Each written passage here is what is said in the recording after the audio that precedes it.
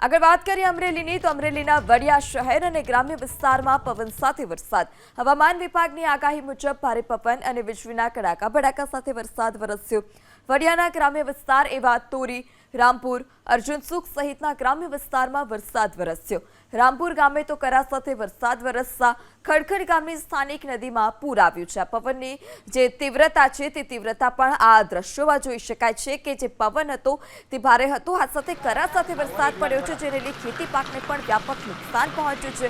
મગ, અડદ સહિત બાગાયતી પાકને વ્યાપક નુકસાન પહોંચ્યું છે, કારણ કે ખેડૂતોને જે પાક હતો તે પાક તૈયાર હતો અને તે જ દરમિયાન આ પ્રકારે આફતરૂપી વરસાદને કારણે જે પાકનો સોથ વળી ગયો છે। ખેડૂતોને નુકસાન, અનેક જગ્યા પર વૃક્ષો ધરાશય થવાના પણ દ્રશ્યો સામે આવ્યા છે।